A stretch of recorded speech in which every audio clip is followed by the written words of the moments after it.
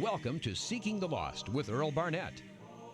This program is sponsored by some area churches of Christ and is dedicated to spreading the everlasting gospel as revealed in the Holy Scriptures.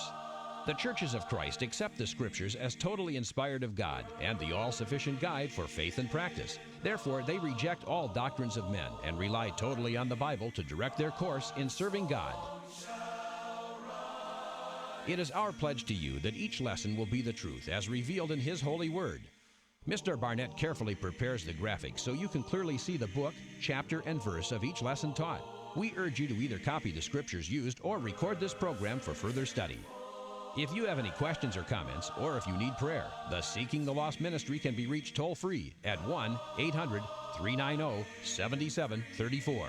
It is our prayer that Seeking the Lost will be an important source of information about God's Word and will help you more perfectly worship Him. And now, here is Mr. Barnett. Hello, ladies and gentlemen. Thank you for tuning in to the Seeking the Lost broadcast. I say that every time, but I really do appreciate you tuning in to the Seeking the Lost broadcast and studying with us each time the broadcast comes on. Today I want to talk to you about something that perhaps happens to many, many people, and perhaps it's already happened to you. And that is the terrifying, invincible giant. And that's the reason I entitled this broadcast, Behold, the terrifying, invincible giant cometh. And somebody said, I know that you're going to talk about David. That is true. Because you know that he had to face the invincible, terrifying Goliath.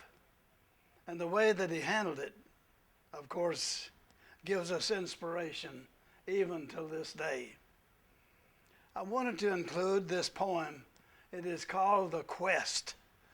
And I think that it really accurately describes maybe the way that we live our lives and our journey through the course of our lives to dream the impossible dream.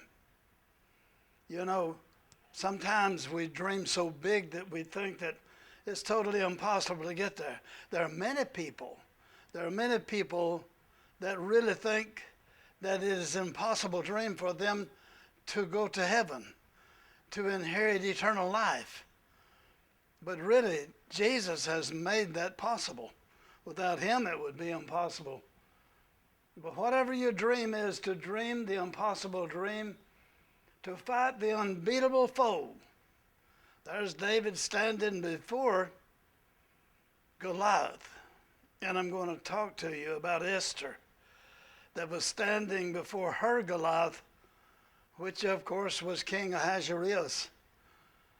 To bear with unbearable sorrow, to run where the brave dare not go. The brave would look at a situation that I'm not going in there, and to run where the brave dare not go. To fight for the right without question or pause, and to be willing to march into hell for a heavenly cause. This is my quest, to follow that star, no matter how hopeless, no matter how far. And I know if I'll only be true to this glorious quest, that my heart will lie peaceful and calm when I'm laid to my rest. And the world will be better for this, that one soul, scorned and covered with scars, still strove with its last ounce of courage to reach the unreachable star. I don't know, I've read that many times. It inspires me. The idea that man made up this little poem and that it encourages people to reach for the unreachable star. As a boy, when I was growing up, to think that we would travel to other worlds, that we would land on the moon, that we would send spaceships to Mars in the hopes of landing humans on it, well, that was totally impossible. But the idea, the American spirit, to reach the unreachable star seems to be ingrained into each generation. But I want you to think about that. I want you to think about two young heroes. One of them was David, which is obvious of fighting the giant. And there was Esther, a little boy and a little girl.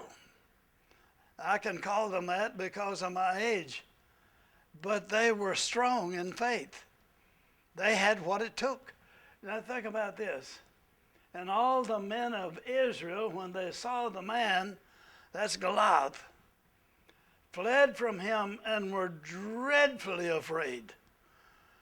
The giant in the room, the terrible, invincible giant in your life. Well, there was one here. And men, seasoned warriors, were fleeing from this person. Didn't want anything to do with him. And David said, your servant has killed both lion and bear. Saul said, yeah, you want to go out and fight this man? You're just a boy. Yeah, but he said, I'll tell you this, your servant has killed both lion and bear, and this uncircumcised Philistine will be like one of them, seeing he has defied the armies of the living God. Well, that's my edge. He has defied the armies of the living God. And you know, I have fought the lion and the bear. What courage and what faith. Two young heroes, David and Esther. David's giant was Goliath, of course.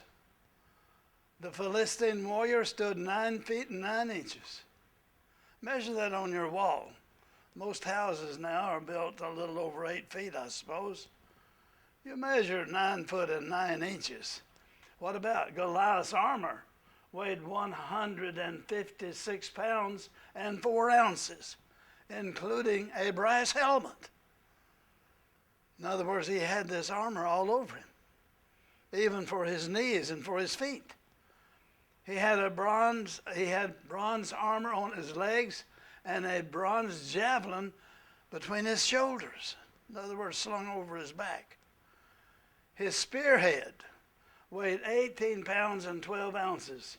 Somebody said, well, he couldn't lug that around. Remember the strength of this Philistine warrior. There was no problem. They made the weapons suitable for him. No, an ordinary soldier, he couldn't handle that. It'd be too heavy. Even his armor wouldn't work. But to think about this man, that Saul admitted that he was a warrior from his youth, that all of these years of training and physical discipline, he was very, very strong. And of course, these items of which that he carried, a spearhead weighing 18 pounds and 12 ounces, that'd be nothing to him. He was trained for it. Here's little David. Will David run? You know what? David didn't run. He got out there before that Philistine, and the Philistine began to curse and to swear and downgrade this boy that's come out to fight against me. Am I a dog? Is this the best y'all got over there? And here the whole army of Israel is waiting breathlessly, of which they think that David's going to die pretty soon. What are you going to do against a giant? David said this, you come to me with a sword and with a spear and with a javelin. But I come to you in the name of the Lord of hosts, the God of the armies of Israel, whom you have defied. That's a mistake that you made.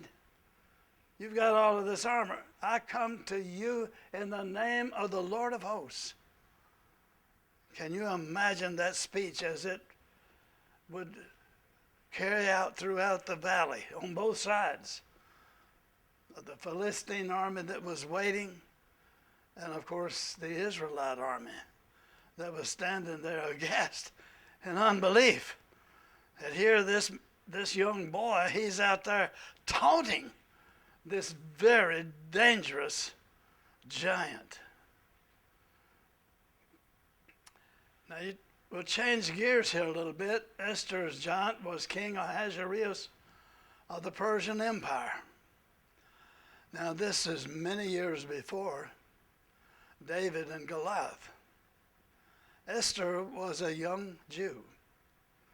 The people had been carried away in Babylonian captivity. Whether she was born in captivity, I don't know, or whether she was carried from Israel, but they carried her over to Babylon. I should correct that. She lived in Babylon, and her parents were dead. And she had an uncle that cared for her. He loved her as their own daughter. But circumstances, which I encourage you to read the book of Esther, because the name of God is never mentioned in that book. Never. But you can see his hand. His hand is so clearly visible throughout the story. Vashti the queen refused to appear naked before Ahasuerus' banquet. She was dethroned, and by the providence of God, Esther, a Jew, became queen. That's the reason I want you to read the book of Esther. It is such a fascinating story.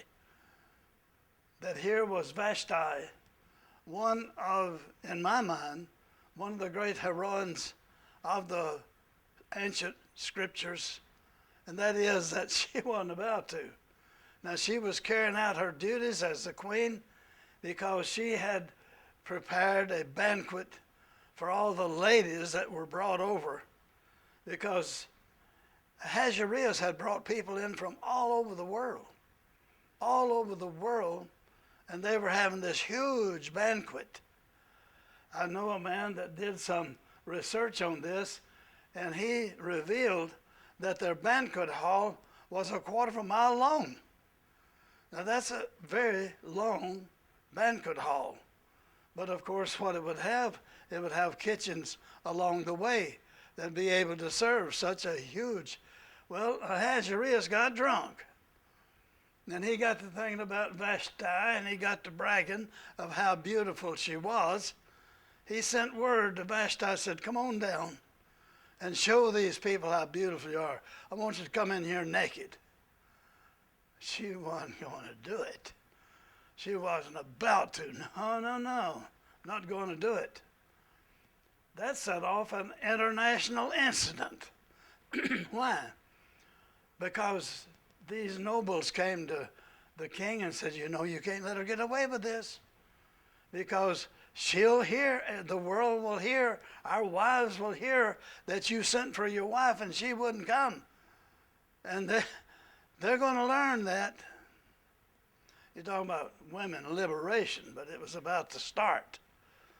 So he dethroned Vashti, the queen. And of course, through the providence of God, Esther, a Jew, became queen. A great responsibility. And her uncle said, don't ever tell him that you're a Jew.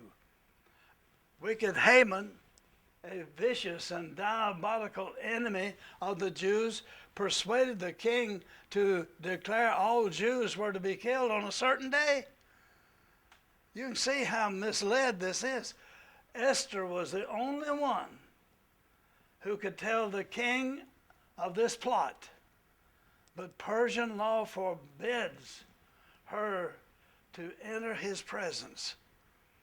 And you know, you can understand that. What if you just barged in to see the President of the United States today? Well, you might live, but you might not, because the Secret Service would be there to throttle you down. You walk in the presence of Ahasuerus. It was not only for a security person, but there's another reason. It was the idea that he is unapproachable unless someone is invited.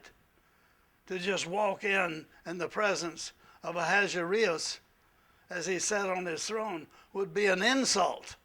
While you don't respect the proper channels in which that you are to arrange to stand before me.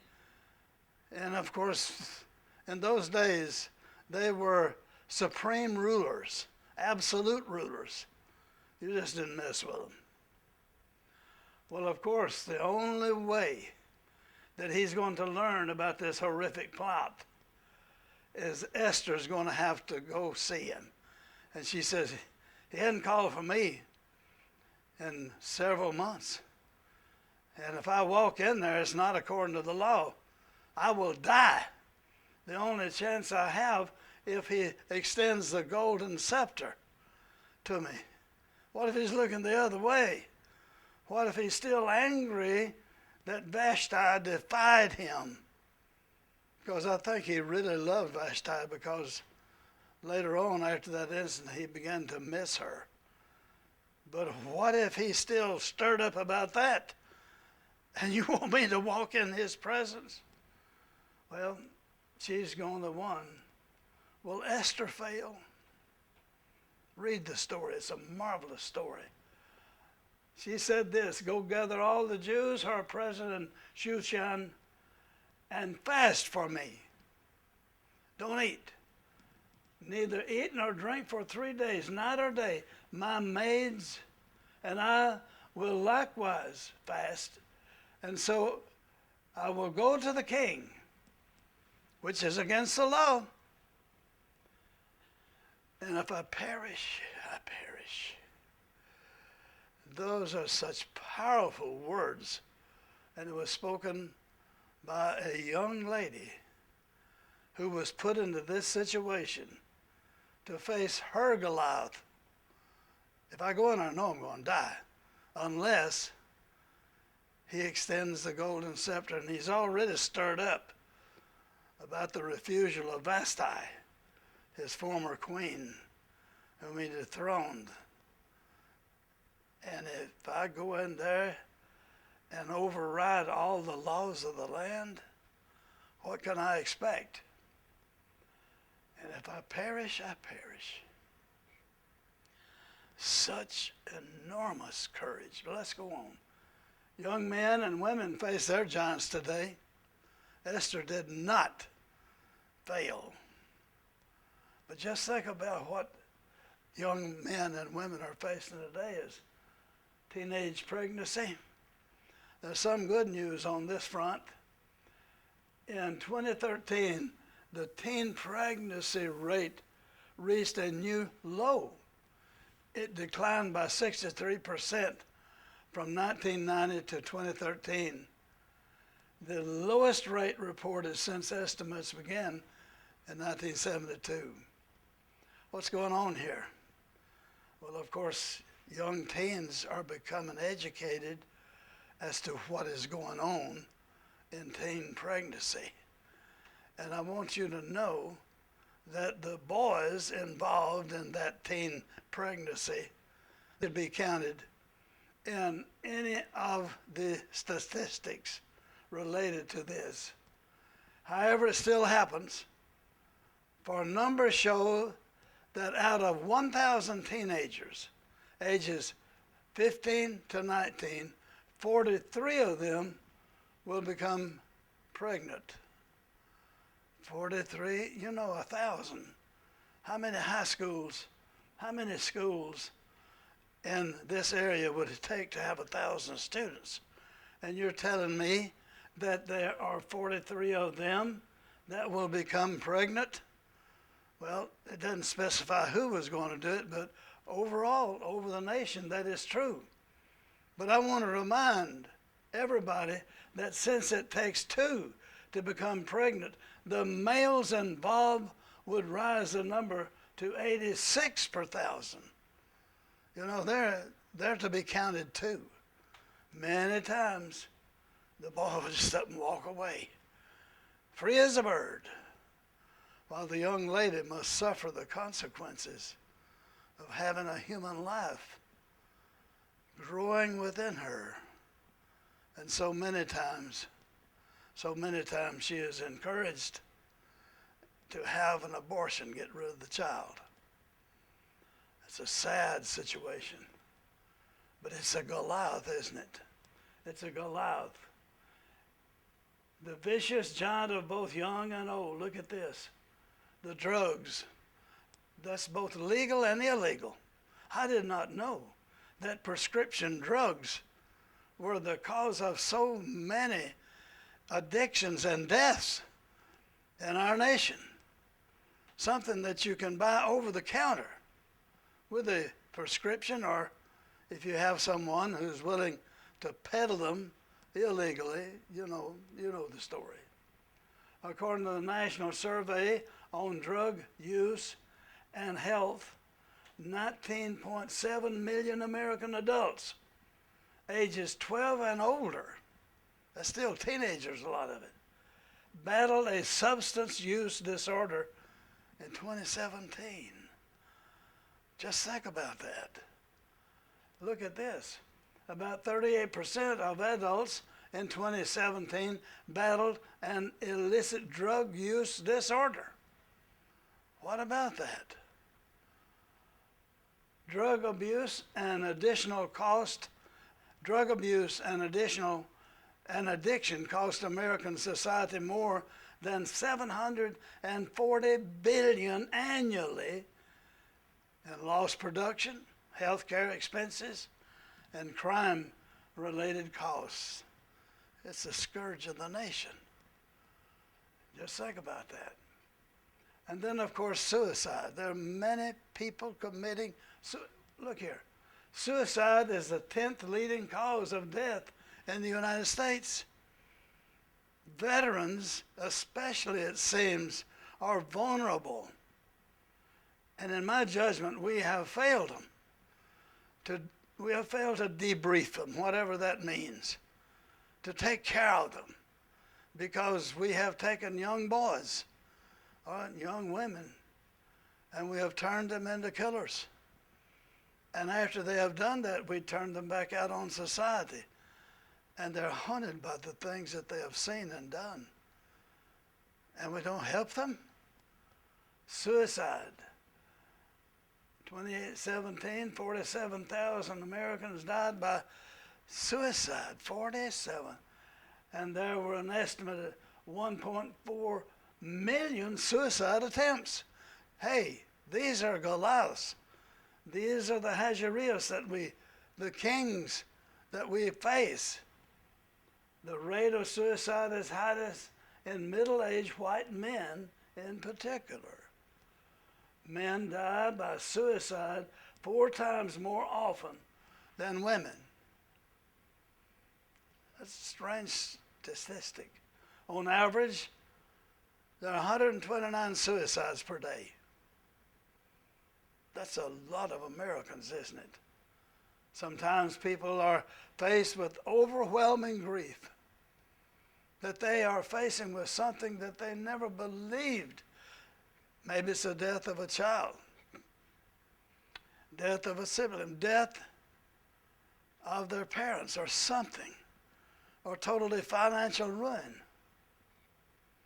I want to confess to you that the inspiration for this lesson comes from a woman who wrote an article, The Giant in the Room, in which she revealed one of her children has been diagnosed as having an incurable disease, the giant in the room. And she found solace in the story of David, who, unlike the terrified Israelite army who ran, he rather faced the terrifying warrior with a firm faith in the Almighty. Her faith aided her to face this terrible reality. She considered this as her giant, the Goliath of her life. And she faced it with faith. Here's some rocks for the sling. Remember now your Creator in the days of your youth. Talking, of course, to the youngsters, to young teenage boys and girls who have the world before them. Well, remember your Creator in the days of your youth, before the difficult days come and the years draw near when you say, I have no pleasure in them. Remember your Creator now. That's a rock for your sling. Here's another. Fear none of those things which you shall suffer. Behold, the devil shall cast some of you in prison, He's talking to first century Christians. That you may be tried, and you shall have tribulation 10 days. But here is what is important to us also. Be thou faithful unto death, and I'll give you a crown of life. The idea, be faithful to death, that's a good rock in the sling to take down your Goliath. Think about this. And you fathers, provoke not your children to wrath. Bring them up in the training and admonition of the Lord. That's a great rock to put in the sling when you're facing Goliaths of your life. You're raising teenage boys and girls. And you fathers, do not provoke your children to wrath. But what? Bring them up in the training and the admonition of the Lord. You know, that would solve many problems that come into family life. Just think about it. Here's another rock you can put in the sling, talking to children. Now, I know that you teenage people, that you don't like to be called children, but really this is what it's talking about. It's talking about young men and women. He says, obey your parents in all things, for this is well-pleasing to the Lord. Of course, we know if they told you to go out and shoot somebody that, you wouldn't do that. But you're talking about those men that are godly, that are seeking the best for you and your mother who gave you birth. Look at this. Husbands, wait a minute. Love your wives, even as Christ also loved the church and gave himself for it. So many people say, well, the old lady told me. I never refer to my wife as the old lady. How much are we to love our wives? As much as Christ loved the church. Love his own wife as himself. Just think about the rocks here.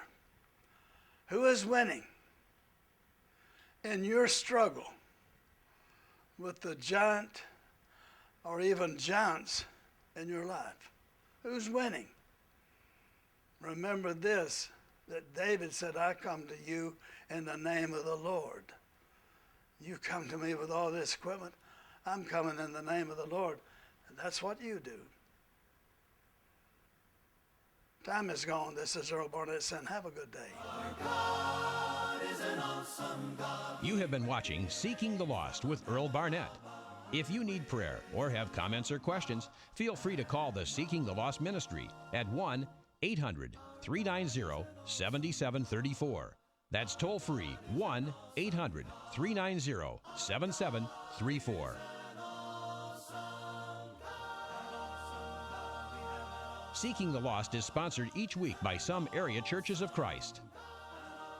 Until next time, may the good Lord bless you and keep you.